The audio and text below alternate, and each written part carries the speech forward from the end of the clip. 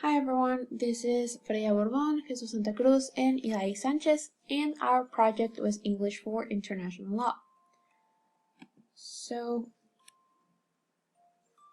our course is for students who are currently taking the major in law in the University of Sonora and who are interested in the minor of international law.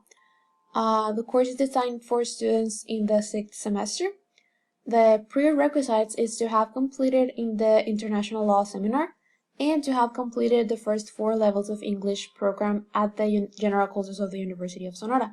So to have a B1 or B2 level in the English language. Also, as a core requisite, they have to be part of the minor in international law. Our course schedule is for 5 hours a week and from Monday to Friday in a schedule from 11 a.m. to 12 p.m. The number of credits assigned to this course is for 6, so this course does have a curricular value, and the course location would be taken in the Department of Law at the University of Sonora. For our needs analysis, we did a questionnaire in which we asked students to select the level of English they consider to have. We have that 75% of our students perceives their level of English as intermediate, while 25% of the students consider them to have a low intermediate level of English. Also, we asked them to select the level that they have coursed in the general courses.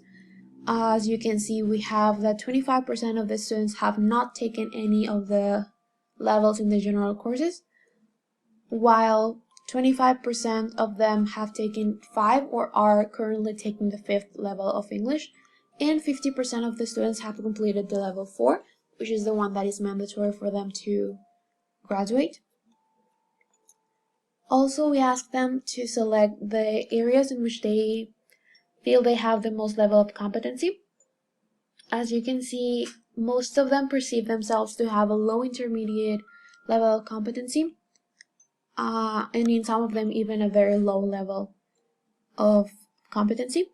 And we also asked them if they consider this course to be necessary, to which they answered yes.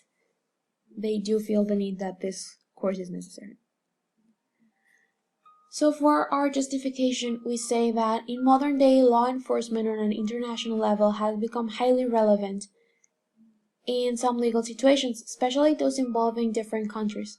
It is necessary to refer to international laws before considering national laws. Thus, it is necessary for students to be familiar with international law and how it might apply in different legal cases and in their field of work. For our course overview, the course seeks to improve students' communicative skills in English as well as enhancing their learning content in the language and how these topics might be connected to international law. Additionally, we seek to maintain a theoretical aspect as well as a practical aspect, since a great part of the content will be utilizing concepts that the students have seen in the past as a part of their international law program. So we want them to be familiar with the concepts in both English and in Spanish so they are able to use them in both languages as they seem necessary. For our general objectives, we want to reinforce the course relevant to the subject of international law using English instruction while providing students with a support that will allow them to develop language skills. We also want them to develop academic skill, and we want to motivate the effective use of communicative and study skills of students. For more specific objectives, we want students to use and be familiar with the terminology related to international situations in the English language. We want to build effective techniques for reading, note-taking, summarizing. We want them to associate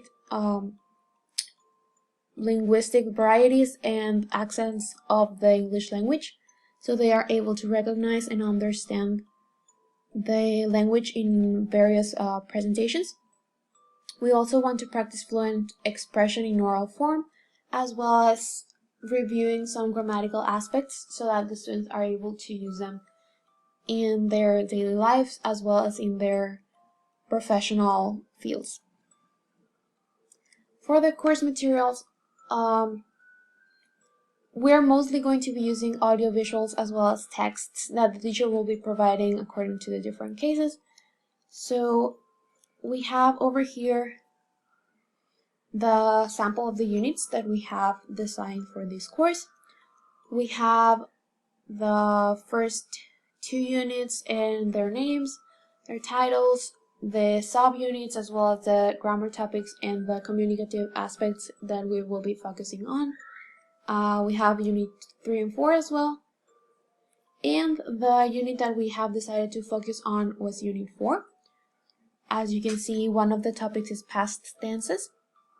And in the sample of the exercise we have here, there's a grammar exercise. So we have the objectives, the pre-practice, the activity, everything that the students will be doing. We have the procedure, how is the teacher going to go about teaching the lesson.